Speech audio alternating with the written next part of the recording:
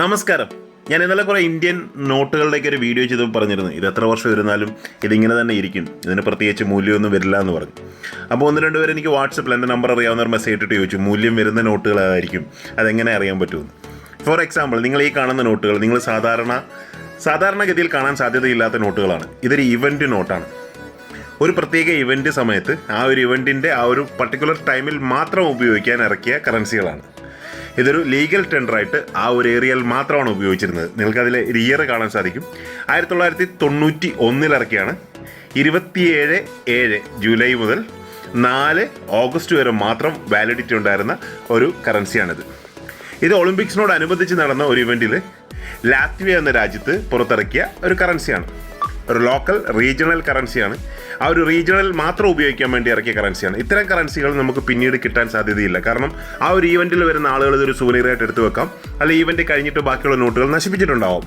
ഇത്തരത്തിലുള്ള നോട്ട് എനിക്കൊരു തവണ ഞാൻ നോർവ വിസിറ്റ് ചെയ്ത സമയത്ത് എനിക്ക് കിട്ടിയിരുന്നു. അത് നേരത്തെ നോർവേയിലെ ടൂറിസ്റ്റുകളെ കൊണ്ടുവരാൻ വേണ്ടിയിട്ട് എയർപോർട്ടിൽ വന്നിറങ്ങുന്ന ടൂറിസ്റ്റുകൾക്ക് ഗിഫ്റ്റായിട്ട് കൊടുത്തിരുന്ന ഒരു തരം നോട്ടുകളുണ്ട്, ഇതുപോലെ തന്നെയുള്ള. അവിടെ റീജിയണിൽ മാത്രം യൂസ് ചെയ്യാൻ പറ്റുന്ന, അത് നമ്മൾ വിസിറ്റ് ചെയ്യുന്ന, എനിക്ക് തോന്നുന്നു ഒസ്ലോയിലായിരുന്നു തോന്നുന്നു, ആ ഒസ്ലോയിലുള്ള ഏരിയകളിൽ മാത്രം അവിടുത്തെ കടകൾ അക്സെപ്റ്റ് ചെയ്യുന്ന കറൻസികൾ. അപ്പോൾ അത്തരത്തിലുള്ള ലോക്കൽ കറൻസികളാണ്. ഇത് ഞാൻ ഒരു സെറ്റ് കളക്ട് ചെയ്ത് വെച്ചാണ്. അത്യാവശ്യം വിലയുള്ളതാണ്. ഈ ഒരു സെറ്റ് മൊത്തത്തിൽ 4500 രൂപ മറ്റാണ് വില വന്നത്. ഇത് സാധാരണ കിട്ടില്ല. നല്ലൊരു യുണീക്കായിട്ടുള്ളൊരു ഐറ്റമാണ്. ഇതൊരു ഇവൻറ്റിന് വേണ്ടി ഇറക്കിയാണ്. ഇതിൻ്റെ ഡീറ്റെയിൽസൊക്കെ നമുക്ക് ഗൂഗിളിൽ നോക്കിക്കഴിഞ്ഞാൽ ഈസി ആയിട്ട് കിട്ടും. അപ്പോൾ ഇങ്ങനെയുള്ള കറൻസികൾ ഞാൻ സാധാരണ കളക്ട് ചെയ്ത് വെക്കാറുണ്ട്. കാരണം ഇത് നമ്മളൊരു 100 കളക്ടേഴ്സിൻ്റെ അടുത്ത് നോക്കുമ്പോൾ 1-2 ആളുകളുടെയും മാത്രമേ ഇതുണ്ടാവാറുള്ളൂ. ഇങ്ങനെയുള്ള റീജിയണൽ കറൻസികൾ, അല്ലെങ്കിൽ ഈ പറഞ്ഞ ഒരു പ്രത്യേകതയുള്ള കറൻസികൾ, എന്തെങ്കിലും ഒരു പ്രത്യേക ഇവൻറ്റിന് വേണ്ടി ഇറക്കിയ കറൻസികൾ. മറ്റൊരു കറൻസി ഞാൻ നിങ്ങളെ കാണിക്കുക. ഒരു കറൻസിയല്ല, 3 കറൻസി ഒന്നിച്ചാണ്. ഈ കാണുന്നത് ഓസ്ട്രിയയുടെ നോട്ട് ജിൽഡ് ആണ്. നോട്ട് ജിൽഡ് എന്ന് പറയുന്നത് എല്ലാ രാജ്യങ്ങൾക്കും ഇത് സാധാ കറൻസി ഉള്ളതുപോലെ തന്നെ ചില രാജ്യങ്ങൾക്ക് സിറ്റി കറൻസികളുണ്ട്. അതായത് ചില എമർജൻസി സിറ്റുവേഷനുകളിൽ ആ ഒരു സിറ്റിക്ക് ഉപയോഗിക്കാൻ വേണ്ടിയിട്ട് ഇറക്കുന്ന കറൻസിക്കാണ് ഈ നോട്ട് ജിൽഡ് കറൻസി എന്ന് പറയുന്നത്. ഇതിൻ്റെ ബാക്കിൽ അതിൻ്റെ ഡീറ്റെയിൽസ്, അതായത് എവിടെ ഇഷ്യൂ ചെയ്താന്നുള്ള സ്റ്റാമ്പൊക്കെ ഉണ്ട്. ഇത് 3 കറൻസിയാണ്. ഈ കാണുന്നതിൽ 10 ഹെല്ലറാണ് ആദ്യത്തേത്, രണ്ടാമത് 20 ഹെല്ലറാണ്, മൂന്നാമത് കാണുന്നത് 50 ഹെല്ലറാണ്. അപ്പോൾ നമ്മുടെ ആവശ്യം അനുസരിച്ച് ഇതിനെ കട്ട് ചെയ്ത് കൊടുക്കുകയാണ് ചെയ്യുന്നത്.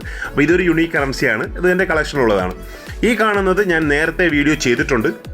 ഫ്രാൻസിൻ്റെ ഒരു കറൻസി, ഒരു ഷീറ്റ് എൻ്റെ അടുത്തുണ്ടായിരുന്നു, 20 നോട്ടിൻ്റെ ഷീറ്റ് എൻ്റെ അടുത്തുണ്ടായിരുന്നു. ഞാനത് കട്ട് ചെയ്യുമെന്ന് പറഞ്ഞൊരു വീഡിയോ ഒക്കെ ഇട്ടിരുന്നു. ഞാനത് കട്ട് ചെയ്ത് ഈ ബ്ലോക്ക് ഓഫ് 6 ഞാൻ ഗ്രേഡിങ്ങിന് വേണ്ടി കൊടുക്കാമെന്ന് കരുതി വെച്ചിരിക്കുന്നു. ബാക്കിയുള്ള സിംഗിളൊക്കെ തന്നെ ഞാൻ വെച്ചു മാറി. കാരണം ചില ആളുകൾക്ക് ഇത് ആവശ്യമുള്ളവർക്ക് കൊടുത്തു. കാരണം ഇത് 100% ജെന്യുവിനായിട്ടുള്ള കറൻസിയാണ്, നമുക്ക് വിശ്വസിക്കാം. കാരണം ഇത് ഷീറ്റാണ്, നമുക്ക് ആ പേപ്പർ ടച്ച് ചെയ്യുമ്പോൾ ഫീൽ ചെയ്യും. ഇത്തരത്തിലുള്ള ഷീറ്റ് കട്ട് ചെയ്താണ് ഞാൻ പണ്ട് ഗ്രേഡ് ചെയ്തത്. ഇങ്ങനെയുള്ള കറൻസികളാണ് പിന്നീട് റെയറായിട്ട് മാറുന്നത്. അല്ല, ഒരു കറൻസി റെയറായിട്ട് നിർമ്മിക്കുന്നില്ല, കറൻസികൾ റെയറായിട്ട് മാറുകയാണ് ചെയ്യുന്നത്.